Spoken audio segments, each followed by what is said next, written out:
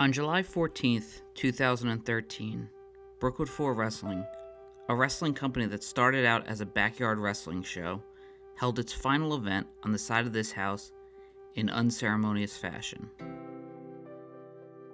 On August 31st of that year, several guys from B4W formed the Budget Wrestling League in the same backyard.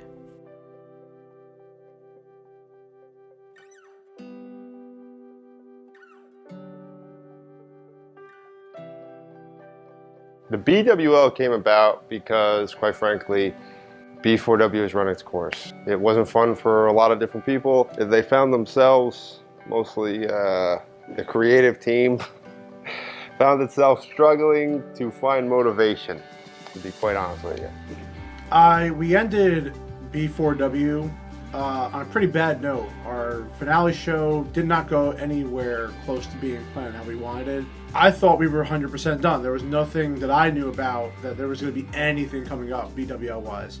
We're doing Budget Wrestling League, and we're only going to be asking a certain amount of guys to come in, and we're kind of treating it a little different than we did B4W. The first meeting for BWL was in Jeff's living room. It was right after the last B4W taping. It was just like, yeah, we're going to continue. I first heard about BWL from my brother. I had come in and out with B4W and was helping out with. I wasn't getting in the ring as much. I was actually managing and just kind of flexing that comedy muscle. On somebody with true talent. And this is not to offend any of the guys that were there or anything like that, but the atmosphere was just very different because it was all the guys that never got screen time, I guess. It was different.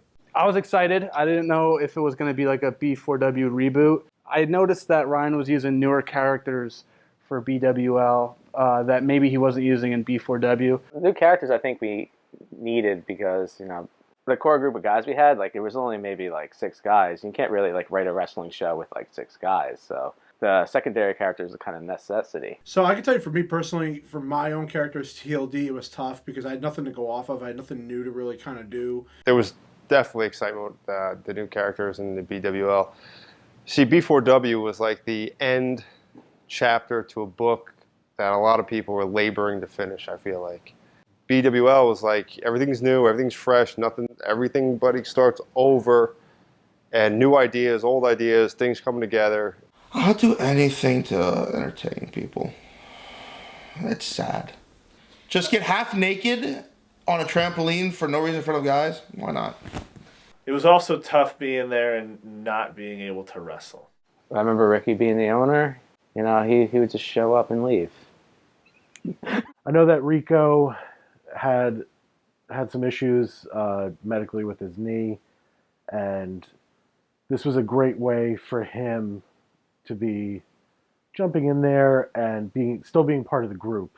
Well, being the owner of BWL, I had hurt myself through some gingerly walking, and I ended up not being able to wrestle, and Ryan thought the next best thing would be for me to be the owner of BWL since it was my baby from way back when. Viper's house was huge. The yard was humongous.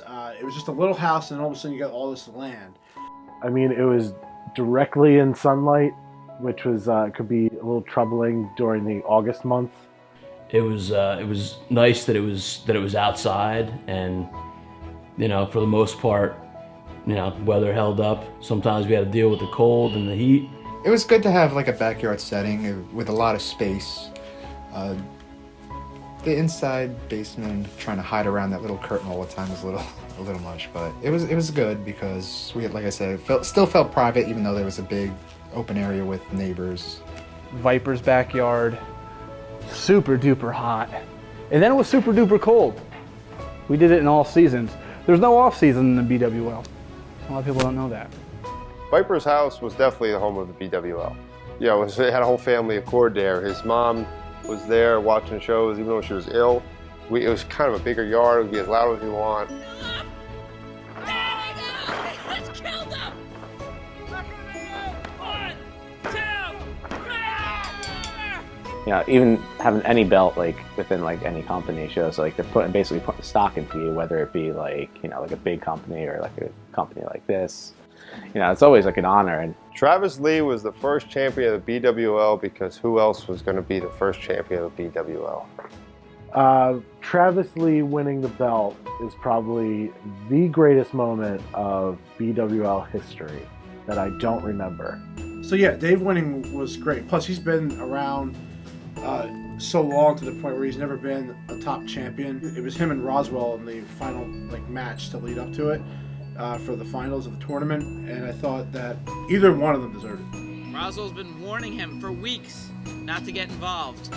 Having Roswell there really, I think it brings things up a notch because we're all friends. We all have a knowledge of wrestling and how to do it, how we perform, and to have somebody of that caliber coming in and being part of it, and not being part of it because it was a paycheck, being part of it because it was, these are my friends. He's obviously his most experienced of all of us, and he's been around. it just goes to show you that like someone that's like on that level, what we're doing is actually kind of special. Sit there and just talk to us on what we did wrong and then everything else, and help us really to honestly, just get better in ring work. And Roswell came in there and was able to give us some good matches. Not to mention he knew it was fun for him. He knew exactly what we were, what we were doing, and he got to be his own little character himself. So I guess he kind of took the Rockwell and went to Roswell, and I enjoyed that part of his character. Rockwell coming on every week really meant a lot to everybody. Everybody wanted to work with him, but me knowing where he's coming from, that long commute he had, like somebody would say something, and then he finished the sentence totally wrong, and they go, "I knew you were going to say that." Now the thing is, you've been doing great work out there, and you know what I'm going to say, all right? And that's why I want you. Yes. Yes. It's totally fine. I knew you were going to laugh. We couldn't get through a take without, there were 6 takes of them just laughing. We were doing the smoke entrance. I believe that was the main thing, was that Roswell was afraid of the smoke. Damian Malachi coming back was a treat to have him there because we always liked him wrestling. He was actually, as big as he was at the time, he was still very agile, and he did great with him and Rockwell. He was a hire. We all put him over a lot. His work ethic was good. He lost all that weight. Everybody else was kind of goofy, but he was never goofy. Why did you do this to me? When Hellspawn got his head shaved by the Beast in his match, that being the result of losing. No matter who won or lost, Hellspawn was going to get his head shaved. And he acted surprised when he got his head shaved. It's a wacky storyline, but it worked. It just worked. It was just it was goofy, but it worked. The thing that comes to my mind is the sound. It was like somebody was taking a hot razor blade and poking a pig in the ass with it. In fact, he kept that shaven head for a while. He walked around with it with pride. Data point too, when you're talking about It's actually Nacho or something like that, and I think you should do the crazy hair. Me and Mare teaming up, it was, the first brother team that we had. And I enjoyed it because you could see that. I remember when they first walked out together, they shook hands, looked at the camera together. It's like, yeah, those two are definitely related. You could totally see it. We could get in there and start messing with people, and we could start to have our own version of our takeover. So we had the North American Championship was considered our main event title, and then I guess Ryan decided to get a BWL actual championship. You see so many shows just haphazardly, just using a replica belt. BWL Universe.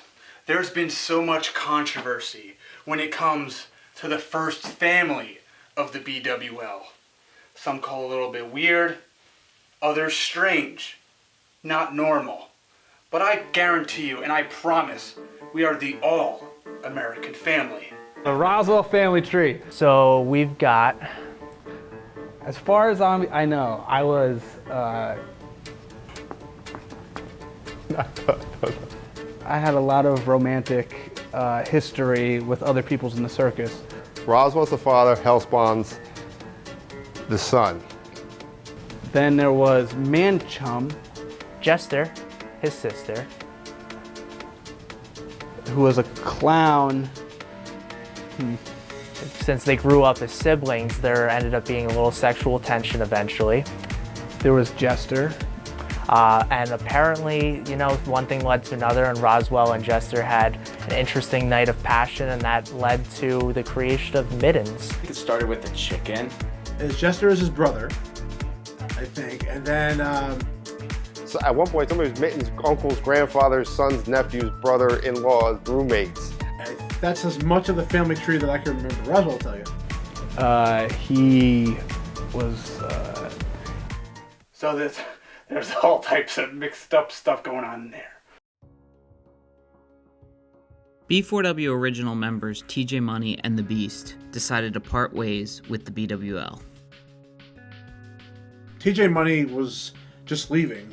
I remember Ryan saying he wanted to change his character. TJ Money wanted to come up with a brand new character, but it really wasn't any different than him. So TJ Money was kind of just never showed up anymore. Tim, I think he just kind of wanted to use his like old celebrity and just like show up when he pleased, like just, you know, not put any of the work, like, you know, if he didn't want to wrestle, that's fine, but then like just breaking down into like other things, like I don't think he wanted any part of that. The loss of TJ Money and The Beast, I don't think it was detrimental to BWL at all. They actually were kind of bringing everyone's mood down and everyone's flow down because they were both very lazy and they thought they knew more than they actually did, and they weren't really open-minded to learning new things. Ozzy, you know, he was just starting to kind of just piss everybody off, basically. He came there, he was sleeping. I remember one day we like filmed him or took a picture of him just sleeping there. I think by that time he was just kind of phoning it in, like he really didn't want to be there. It was just like, yeah.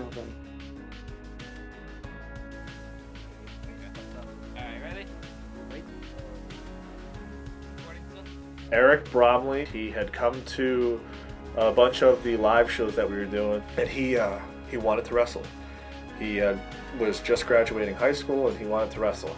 Put him in contact with Ryan, and he showed up. I think a lot of guys saw him like they saw us, like when we were 19, 20, 21, however old he was. Like, all right, I knew a guy's gonna come here, like, you know, like 2 weeks, you know, we give him like 2 weeks, like a week. And it's just like, and he stuck around. So the first time I heard about the BWL and B4W was through Ricky, and Ricky was my manager at the time. So we worked together. He told me that he does wrestling, and I was like, that's so cool. I love wrestling. I've always loved it my whole life. And he told me I should come check out some shows. I should come check it out, and I did. I went to a couple shows that I mentioned, and then I decided I want to do this. And I just came and helped out, tried to do camera, and even though I didn't film an entire match one time, I had a good time, and I really wanted to stick around to see where this would go. When BWL started, it was decided that everything would be kept separate, and nobody would be able to mention their previous history with B4W. I think BWL being a separate thing from B4W was smart. On the one hand, I think it was very good because these wrestlers that were there were not saddled with any things that happened to their characters in the past. On the other side, they had a very tough task of building a show with no backstory. This federation had 7 or 8 guys with no backstory. So they're interacting in a back room or they're doing vignettes, and now you have to find that character's voice of how that character would interact with that character, because you can't go off anything from B4W. So they had a very, very tough task, and they did a really great job. LA Vin's got some plans here. Gonna put him away for good. Oh no! Oh, right through the table right there. Oh my God. The one feud that was like really from the very beginning of that season to the end was LA Vin and Jason Jensen. So it was it led up from that. That whole season was them. It was probably the best match that day, maybe that season. And they just seemed like on it that day. Like some days you're just on it and stuff, and they had like the whole like gimmick table just crashing. It was intense. It was gritty. It was physical, and they really put it all out there in that match. I remember watching it, and they really wanted to just show that who the tougher guy is and who could really dominate that match. So both guys really put it all in on that match, and they had pretty good chemistry together. That match alone with the 2 out of 3 falls stipulation was great. They went like a good half-hour match, and they went around to the awesome made table I believe Vin made that was nice and wobbly. Probably one of the best matches that BWL had.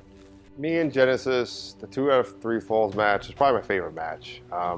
We had a spot in there where we had a table spot, and I started whispering, I'm really hurt, to kind of work the boys. And I think at one point I went through the table, I looked up, and I saw Rico. I said, I'm really hurt. And he looked up and said, guys, he's really hurt. I always like working the boys, especially Brian, because they were like, we don't know what to do. But that was like one little thing. But the match, it was just everything we came up with.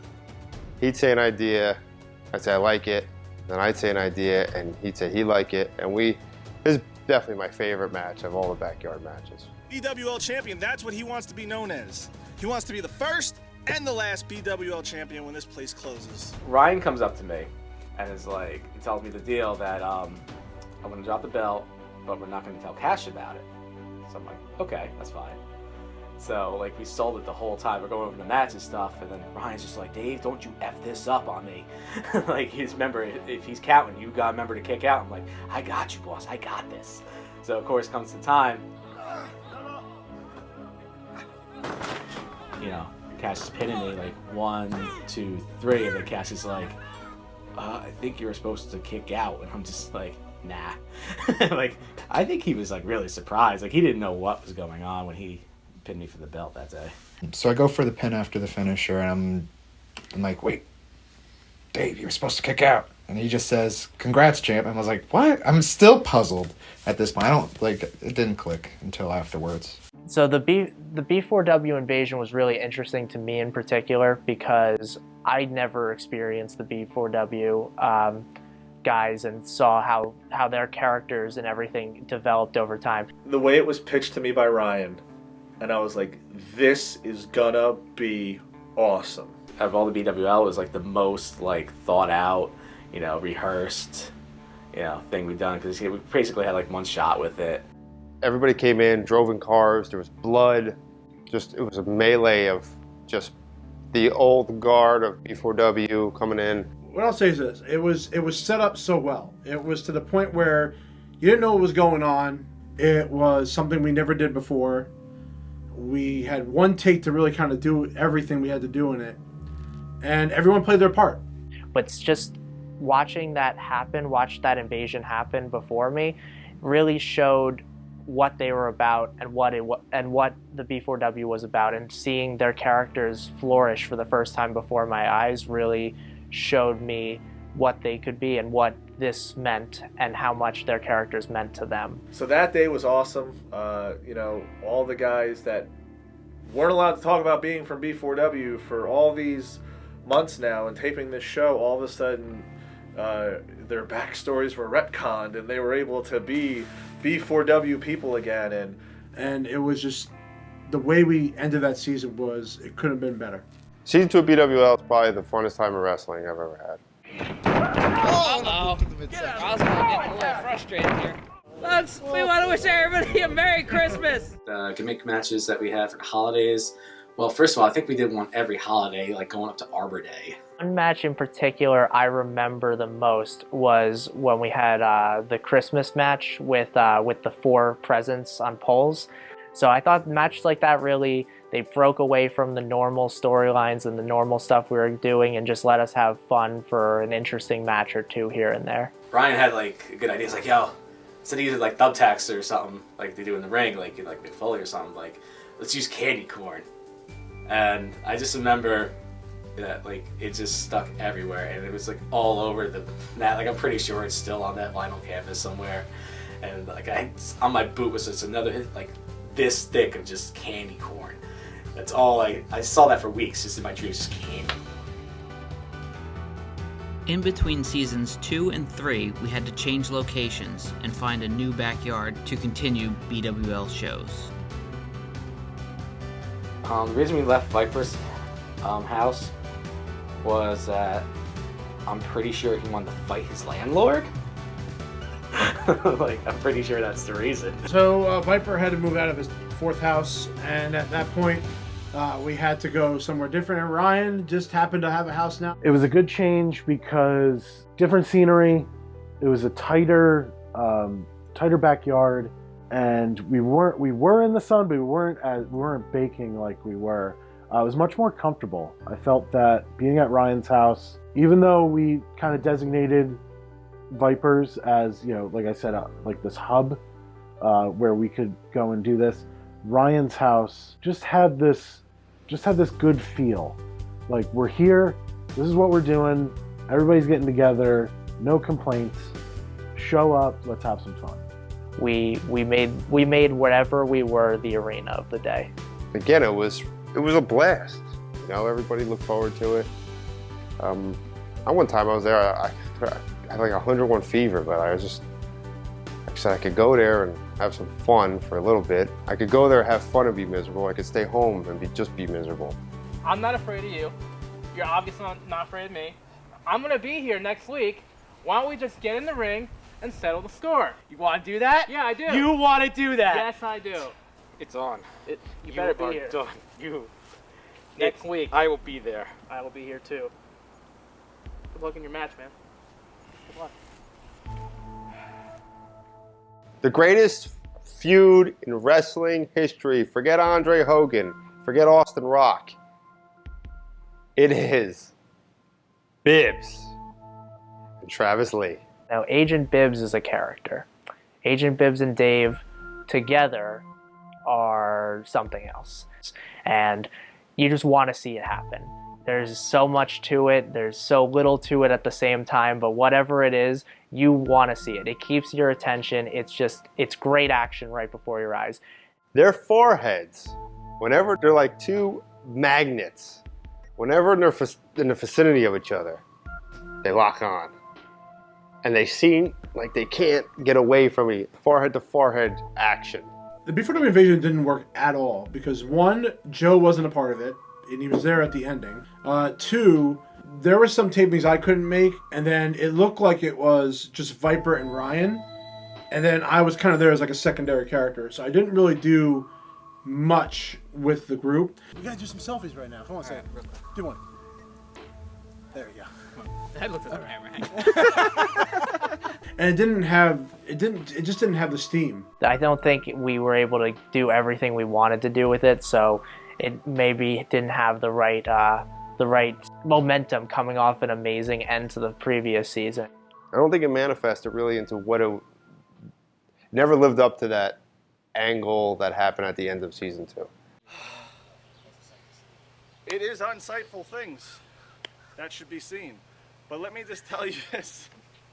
Going back to the curtain. So Ricky took, I think the last time we saw Ricky at all was, it was like a little bit before season 2, and then we did the B4W invasion angle. He was written off for a while. Then he decided to come back and wrestle again. The match when Rico came back, he had a match with me, and I remember us talking about it beforehand. Like, hey, what do you want to do? And I don't have as much experience as the other guys. And Rico came up to me and he's like, hey, what's one of your favorite wrestlers? So I told him, and we said, well, maybe we can do some move sets based off of that. So I remember him really taking care of me. For him to take the time to put that together and take care of one another, I think was the most important part of that. He really cares about pro wrestling. It was difficult with his injuries and other things going on for him to stick around, but when he was there, he really was having a good time, and he was just a fun guy to work with in the ring. Yeah, I was happy. I was happy he came back. I mean, you know, sometimes you got people there for people doing this for so long and they stop. Sometimes it's not the same without certain people, and I know with him it wasn't always the same, but to have him come back and be able to eventually do that match that we had was really, really worth it. You could tell he was a little off of wrestling. He wasn't the old Rico at the time that he used to be. He was kind of being cautious. Rico was out for a while with a knee injury, and when you take time off, man, you get rusty. And I'm not saying he was rusty, I'm just saying maybe he was a little more careful, but I don't think he disagreed with me when I say he wasn't the Rico of old. I don't think that's an unfair statement to say. And I think he'll be the first one to tell you that. Last week, I got pinned. What do you want me to do? Now you push me away, I can't talk. It's kind of like when Bambi learned to walk again. Because as you know, I'm a bag of legs, and in the middle of the third season, I finally said, you know what, I think I'm ready to go. I think I can wrestle again. But when you haven't done it for so long and you're afraid of re-injuring yourself, and, you know, I think the weirdest thing for me is I would get in the ring and I would wrestle, and I had a lot of the guys from BWL kind of talking to me like, I've never done this before. I want to thank everybody once again. Wait! Oh my goodness! Wait! Why the hell is TLD dressed as Bravado Dragon? What the hell's going on here? The long drive! What the hell? I wasn't, the only reason I was going to unmask is if I fought Dave, because it's the only one I would have had history with. So other than that, I would have kept it, because I wasn't really doing much that season at all until that moment. So finally, I unmasked, and then I revealed to be Bravado Dragon the whole time, and I attacked Dave. It set up our match for the live show. It felt great getting out of the mask. I really enjoyed my season 2 so much, but this season wasn't. Season 3, I was doing nothing until that moment. What I remember about that is that awesome bike that Vin had. It was like, it's like this white bike. It's like almost, you almost saw like those Road Rash video games. It was so cool. I loved it. Yeah, and also Bravado Dragon unmasked himself. Big reveal. The intensity they brought in the ring was only matched by the intensity they showed outside the ring. And when we saw the bathtub incident, as well as many other outside the ring arguments and confrontations between these two, you could tell that they were really building up for that big match we had at our live show. What the adultery angle was probably one of the funniest vignettes that I had seen us do. I mean, we always joked around, we always had fun, but this one was this almost too real scenario, because Travis Lee had to he ended up wearing these cut off tan like Levi jeans, just these like hot pants, because they're going to be blurred. And then Fluff had to basically coerce his wife into being part of our sort of silly, random backyard wrestling angle. These people again.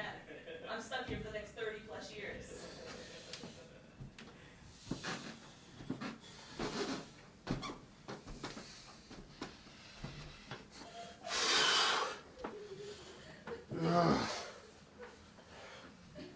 Hey, bud.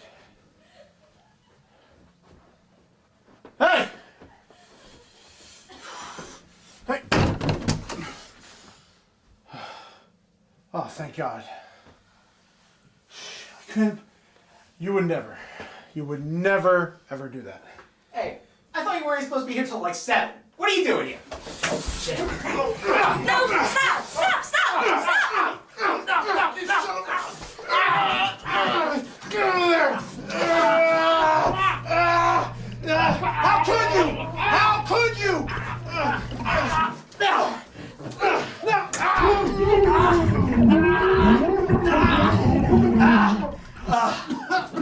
Oh, my eyes! Oh, jeez.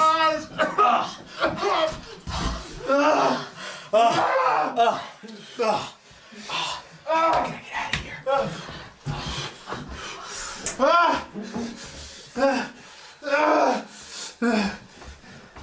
Snap. Oh, snap. Oh, I'm so screwed. Nice. Nice.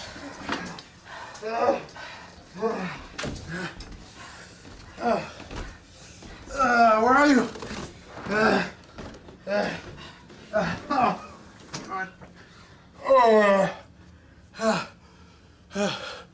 No. No. No. God. So I'm sitting in the tub, and we talked her to sit outside in a robe. I know, guys. But she was just sitting across from me, like sitting, so we're like facing like this, and they're downstairs, and we're just sitting there alone in a room, just like I'm in a bathtub, like half naked. She's just in a robe, and all he could do was just laugh at that point. Kyle, I only interacted with Kyle one time, and that was when he came back for the B4W 2006, and that was the last time we heard of him. The fact that he was coming back, I was shocked, because I know Ryan has tried multiple times to have him come back and never worked out.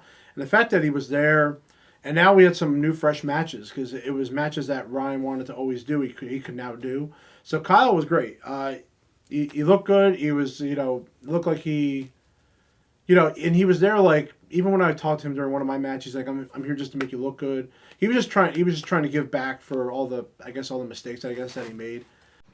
Kyle Christopher came in, and I believe I was his first match. And I was in the ring with him for maybe 4 minutes. And, I think he called, back belly suplex. I said, screw it, do it. Like, I trusted him. The first day was really, I didn't know what to expect because I'd been gone for so long and everyone was, preparing for the live show. So when I had reached out to you about coming back, I didn't know in what capacity. I didn't know if I was going to be wrestling, if I was just going to be kind of like a referee, a ring guy. So when I got up, got back there, everyone was, it's like I never left. And then to get back in the ring that was really cool. I believe that one of the greatest strides I have taken as a wrestler and as an entertainer and just being able to come into my own in my role was when Kyle Christopher came back. I had by far my best match and he had an incredible match with me, and together we tore the house down. And I don't like to brag about a match, but that match was wonderful, and I can't say there's a single person I've ever wrestled who I thought I had better in-ring chemistry with. How about he's saying? Oh! Right up the ropes and kicked him in the face. His leg got Kyle caught. is stuck. Yeah, I remember that match just being, they complimented each other well at that point. Like, it was just, usually BWL it's a bunch of pizza-eating guys that are just, heavy set. You just got, like, these two, it's almost like our Super Juniors almost. The match ended, everyone seemed to be genuinely like, wow, that was really good. A nice stiff match, and I guess it took a lot of people by surprise, and that was the first match since I'd returned that I actually felt like, all right, this is working and clicking. Cool. Up and down! That's how! That's how this one is over! You alright, Jay? Are you really hurt? Yeah. Oh, okay. Obviously, if anyone gets hurt, it's no fun. We're trying to have a good time. We're trying to be intense and show aggression and show physical matches and everything. But most important thing is staying healthy. I don't even know if it was from wrestling. I just know I got a torn ligament in my ankle, my right ankle. Don't know where it came from. Probably had it for a while before it started aggravating me. So honestly, I really don't know. But all I know is I forget what I did. I think I was just walking in the ring and it just started hurting really, really bad. Would put the title on Damian Malachi, I thought was a pretty good one because with everything that was going on, I thought that set up a good rivalry, a good main event going into our live show with Roswell. I think what worked out better in the long run is that Damian won the belt back again, and then that's when we had also Roswell come back and set up, because Ryan decided that he had to change the BWL live show. For me, it was better that Damien and Roswell were going to be the main event instead of Ricky and Hellspawn. BWL planned to hold its first ever live show. I was super excited for the live show, but I was also very, very nervous. It was an electrifying feeling. I mean, doing it so much prior in Jackson with the other, it was good to know that we're going to get back in front of the audience again. Obviously, it was my first live show, so it was a lot different than I thought it would be. I was lucky enough to have my match first, so I could get that out of the way and go to the back and just enjoy the atmosphere and watching other people's matches, seeing how other people were preparing, how other people were reacting. Thinking to myself, like, you know, don't mess this up, you know, try to have fun. The crowd was awesome. You know, we had a lot of friends and family, some people that just showed up, you know, because they saw the flyers that were posted online. So I remember the practice before the BWL live show, because I was kind of making these package videos for all the main matches of the show. That was my big thing, was setting up the Battle Royal entrances, all the videos, all the graphics. So I had a lot to do from the lead up to BWL live show, because I wanted to make these packages look really good. The Battle Royal was awesome because we did a dance off. And just hearing the crowd from beyond the curtains and watching everyone coming back from the matches, everyone telling them they did a great job, being supportive of each other, us huddled around the monitor, watching together. It's just a wonderful time. It's just everything about it was just special. I'm not bitter. It's just I wish it could have been better. I honestly feel like back in the day in my backyard, one of my greatest matches was against Jay when I dropped the entranceway on him, you know? I felt like we always had good matches after that. I don't know what changed. So I believed he started to get a little bit of a big head. And leading up to the match, any other live show match before that, I partnered with Dave, I partnered with Nick, I partnered with Joe, I partnered with Evan, and we would build up our match leading up to it and put little pieces in and keep working on it so that the day of the show, it goes off without a hitch. I remember pulling Ryan to the side 2 weeks before the show, or at the training for the show, and saying to him, I went up to Jay and I said, hey, what do you want to do? And he told me, I'm good, we'll call it in the ring. One of the big thing I remember was that was Rockwell's last match. He was kind of beat up. He said it was going to be his last match, so of course he had to do a double shot.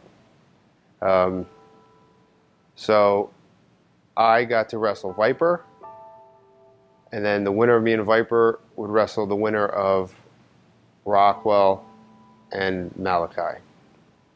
Rockwell and Malachi had a good match. Me and Viper, I felt, had a good match. We get in the ring and we're just having a blast. We don't really talk because they're simple spots. We've went over it a couple times, and the crowd was hot.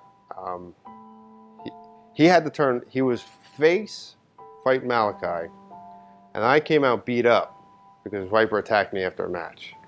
So then he turned heel. So then I was the face and he was the heel.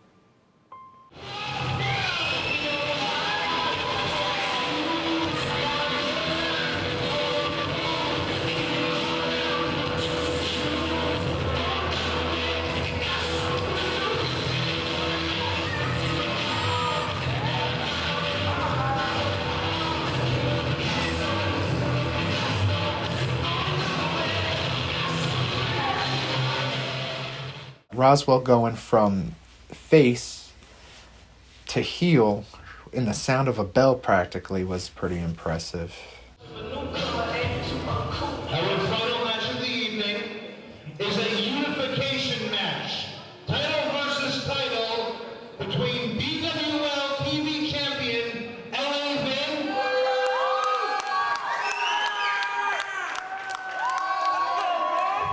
and the man you just saw, BWL champion Roswell the Magnificent.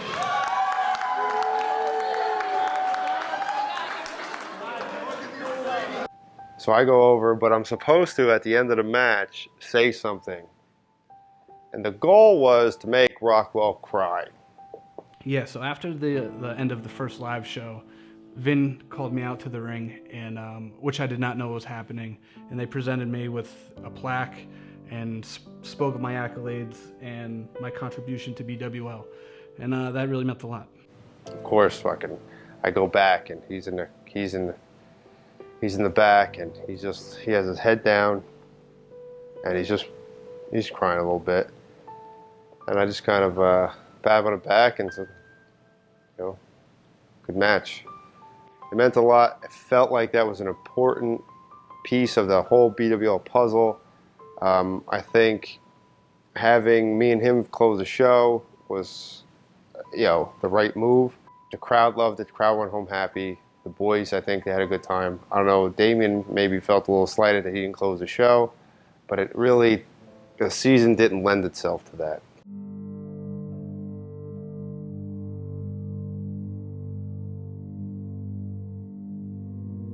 All right, so our more recent Christmas special does not really have the memories of a Christmas match. I can't tell you a single thing wrestling-wise of what I remember from that. And I remember Vin, it was a long day. We did a lot of taping that day, and I think we were all kind of like weird, tired at that point. I remember grabbing the briefcase, and I remember looking back and seeing LA Vin take the straps of Jay, which had been done before. This stunt had been done before. I remember, doing the simple, take the singlet, chop them at the effect. But when LA Vin took the singlet, it just kept rolling. What I can tell you is a certain little hellspawn that had to spring out for a second or two. Everyone knows what happened. I got naked because of certain people. For the record about the ding dong about Jay, I didn't try to do that. I thought he had something else on. I was the most surprised out of anybody. Same thing goes to everyone's mind who becomes naked out of the blue. You freeze up, and then you realize, oh shit, and you cover up.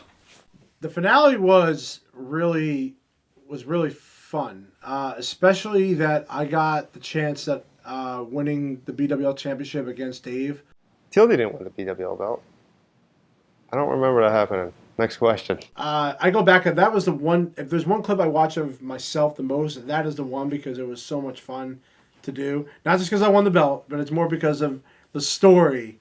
Every match Ryan has looks like a yard sale when it's done.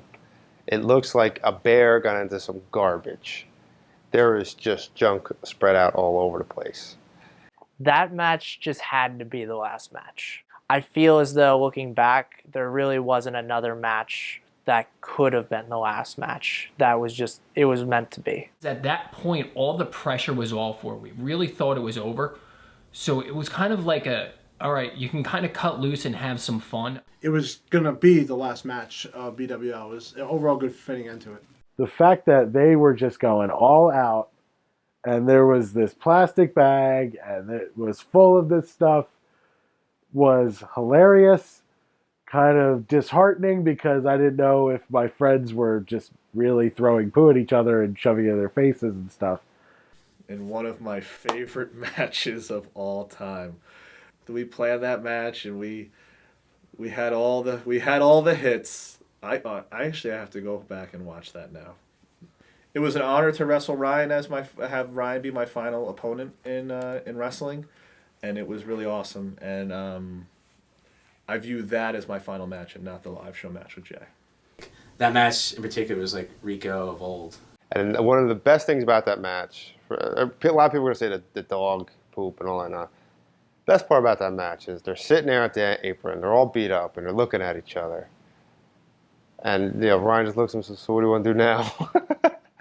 And that was how it ended. And there couldn't be a better way to end it. There's junk everywhere. And they're just sitting there, just them two in the shot. And Ryan looks at him and says, "So what are we gonna do now?" Because so many years of their life has been towards this backyard wrestling. Now what? I don't know. Want to start the B4W again? First time I heard BWL was over, I was pretty upset because obviously I just started wrestling and I was starting to get excited about it and enjoy it.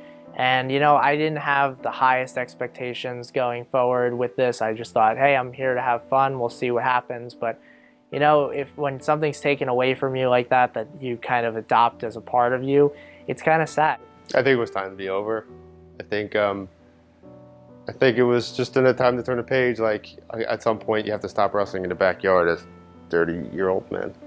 Well, at that point, I had just come back, so I was ready to keep going. You know, I think I came back maybe 2 months before the live show. So if this was the end, everyone had been doing it for 3 seasons up until this point, you know, and I was kind of, you know, the new guy, and I was still, you know, ready to keep going. Knowing that was over was, I mean, I pretty much did everything I wanted to do, not to sound like really arrogant, but like I was kind of okay with it at that point.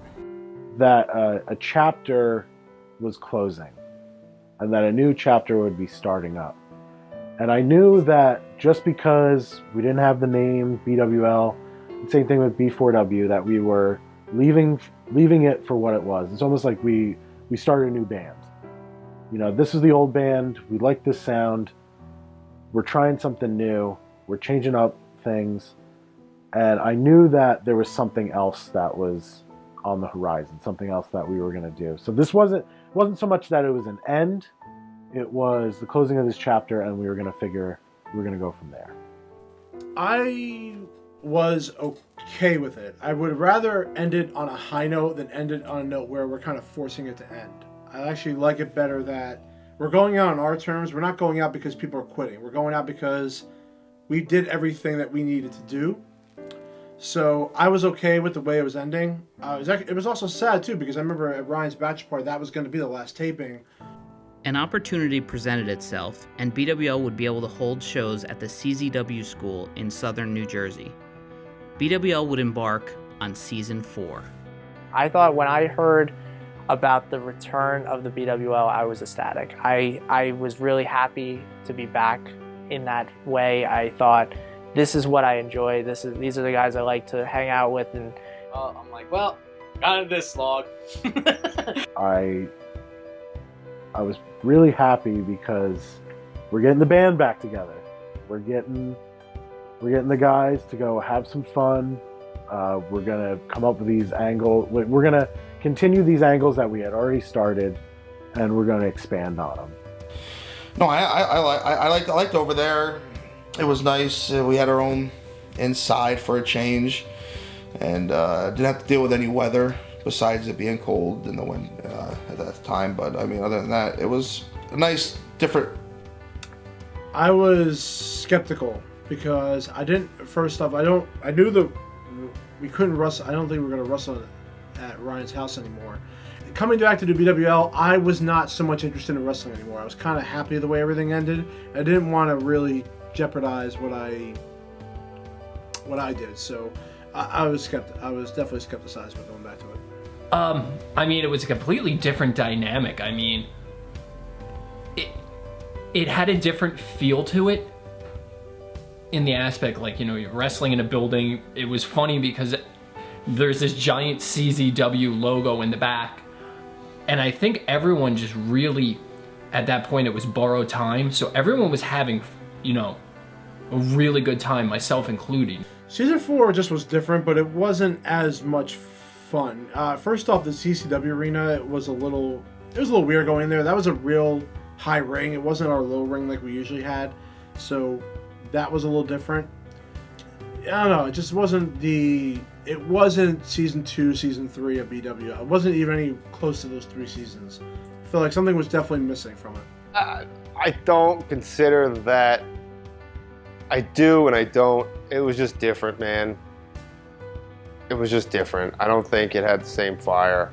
I don't think it had the same passion, at least not for me, to be honest with you. I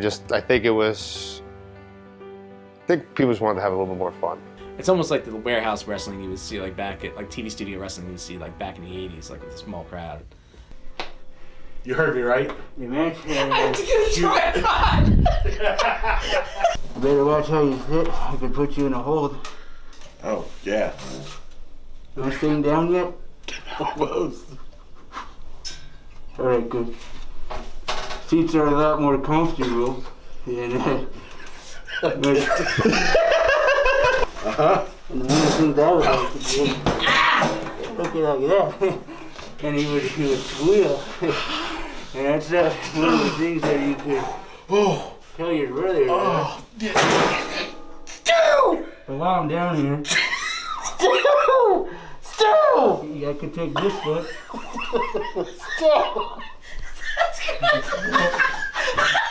Stu Hart is a legend of the ring, and watching him return to wrestling for us and watching everything that he brought to the ring was just, it was a blessing. Rockwell was just, I don't know what else to say, but funny as hell as Stu Hart. There wasn't a time I was not crying, hysterically laughing.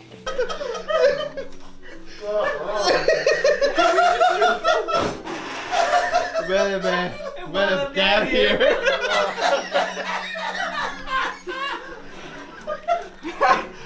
My thoughts on Stu Hart are that I got in the ring with a legend, and nobody can take that away from me. One of my all-time favorite things we did. My death to the Stu Hart.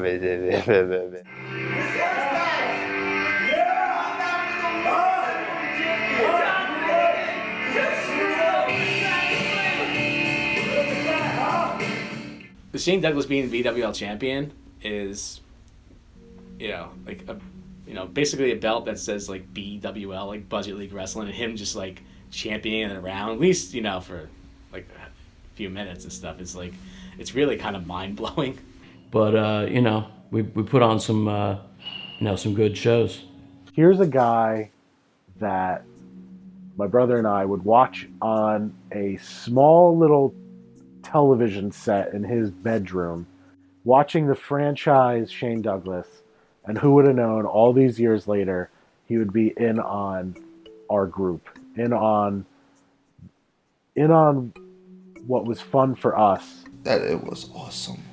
I mean, it's like he definitely got everything we were doing, and definitely had fun with it.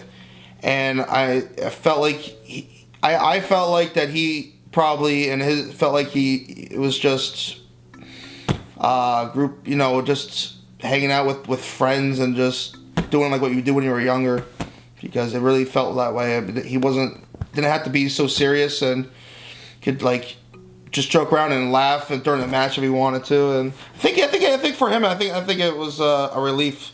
It was awesome. It was great to have Shane there. It added something to the BWL that I think that was missing from the entire season, and it gave us some, I don't know, it was just so much fun to have Shane there. We never would have thought that someone like that would come in and help us out. It's funny to see him have the same look, the same level of fun as all the other guys. Like once he's in there, and it was my job to explain to all the bigger names why there's an empty arena, why there's nobody watching them for the first time, why there's nobody here. And, it wasn't always easy, but he never really cared. He just saw a bunch of guys working when they could work and having fun, and he took to it. He took just as many bumps in front of nobody. He did, he jobbed out. He did. It was like his work ethic had nothing to do with who was watching. BWL would relocate to the ECWA training school and begin what would become its final season, Season 5. We changed schools. I understand the reason why, but man, it sucked. ECWA ring is just, it's so hard to bump on. It's scary. It just, from filming perspective, it was a lot tougher. There was one way had windows shining light into the room, or the other way had a pole in the way. So it just did not work as good as like the other arenas. Even though Season 5 was fun, as we're getting into there, I wasn't having as much fun as I was in live shows, so I just really didn't want to do that type of stuff. But all in all, great season. It was a much more aggressive of a season as far as tapings go. I felt like we were jam-packing a lot into a little bit of time. But it was a building and it had a ring, and we made the best out of it. I was banged up, man. It just hurt. If you don't love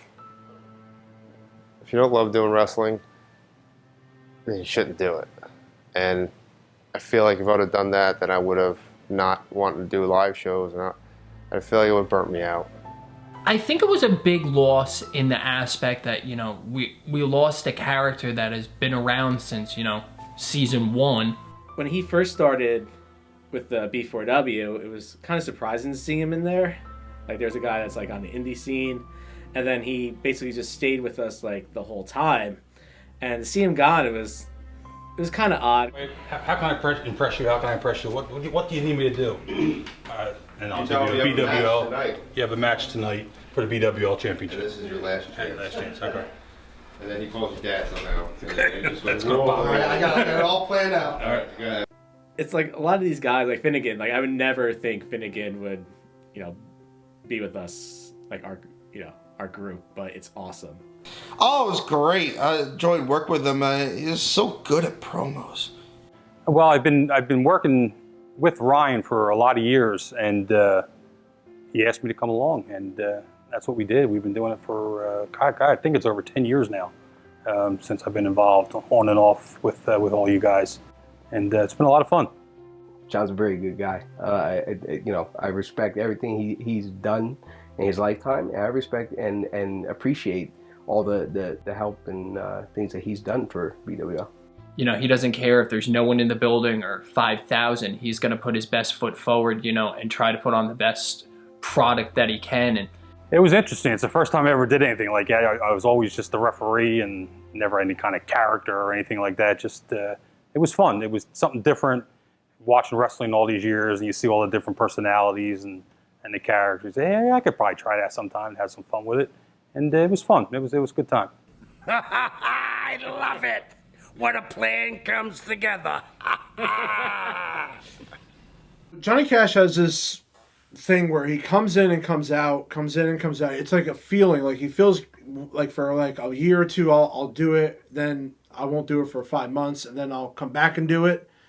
He's basically gotten more chance, I think, than anybody. If I could count how many times he's come back and come forward. Yeah, I think he lacked passion. That's what I think it was. You know, it was just something that he liked to do, not necessarily something he was passionate about. Cash disappointed me a little bit. I like him as a guy, as a friend, and everything else. But when it came to the wrestling, toward the end, he disappointed me. What the hell? You tweaked your knee, and then everything else starts tumbling. And come on, guy. It's like when the BWL started, like Viper was, you know, a number one hand. And I can't speak for them, but it seems like, I don't know if they didn't like the direction things are going or stuff's happening in their lives.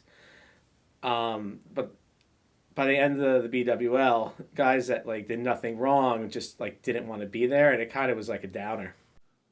So it was unfortunate to lose them, but Cash especially, I don't think Cash was really engaged towards the last season. I don't know why. Viper, I think, was a little bit more engaged, but also kind of distant. Pretty much Kevin sees potential in us. So. That's it, right? I see potential in this one. Become champions. So we built this. Ryan invested time to do these vignettes with Sin, with Kevin Sullivan, giving him advice. They filmed like 10 of them, right? They were to build Sin up because Ryan was bringing back the tag titles to give to Viper and Cash. So they kind of already knew they were going to win the belts. So I felt bad for Bromley because, you know, he was doing something different and fun that was really adding to his character.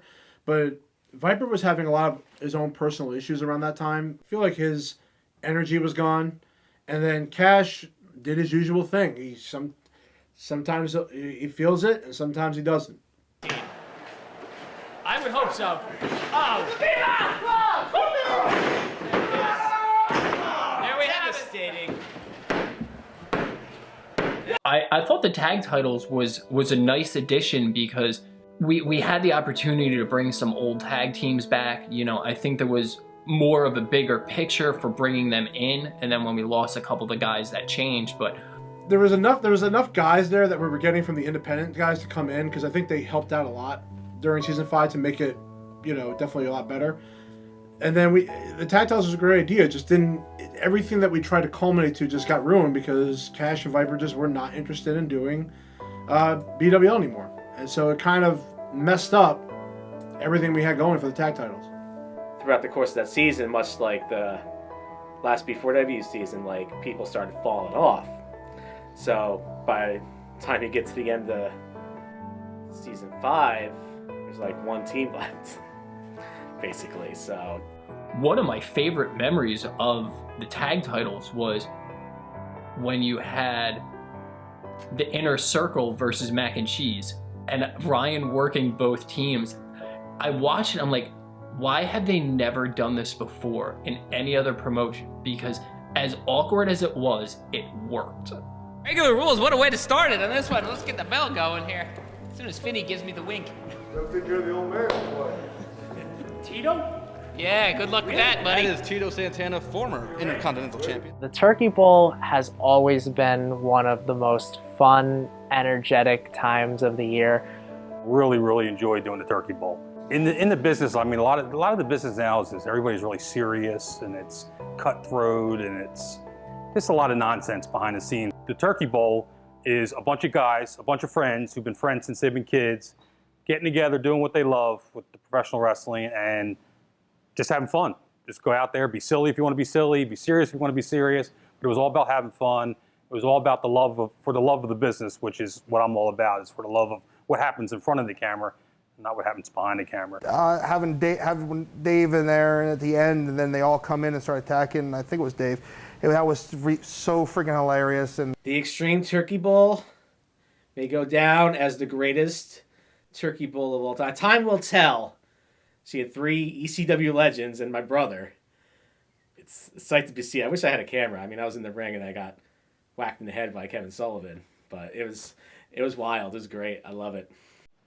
All right, so being in the ring with Just Incredible, Shane Douglas, Kevin Sullivan, Finnegan, and my brother Dave was quite the surreal moment. It kind of took me back to when Dave and I would be watching TV 48, which was a local Philly station, in his bedroom, seeing these guys duke it out in ECW.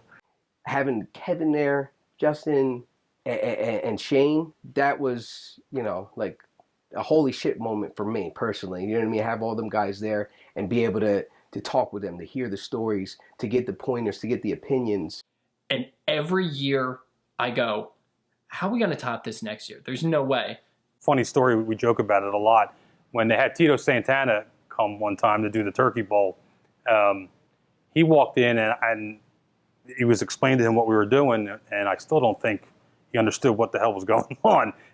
Tito Santana and Shane Douglas in the Turkey Bowl has to be the greatest coup of all time. It was decided that Season 5 would be BWL's final season. Disappointed, obviously, because I'd like to see it keep going, but I'm also very satisfied in where we're at as a group and as a show overall. We've all exceeded, I think, our expectations of what we're going to do in the world of wrestling. So to keep doing it, I think would just be pushing it. I think we're ending it at a really good spot, and I can put my head down at night knowing that that's okay with me. BWL decided to embark on one final live show as a farewell event. After being away for 5 years and then coming back with the BWL, for him to call me and ask me to come back, it was awesome just because he told me it was going to be the last 3 shows. It's pretty cool that he brought me back for this. I wouldn't want to end it any other way. I started with B4W, went into BWL, World 1, to end it on BWL. It's pretty satisfying. It was pretty fascinating to me because I've always wanted to wrestle Tommy Dreamer, and I've well aware of what Vin and I can do. So put all three of us together, I thought it was going to be very innovative. Because Tommy Dreamer's the innovator of...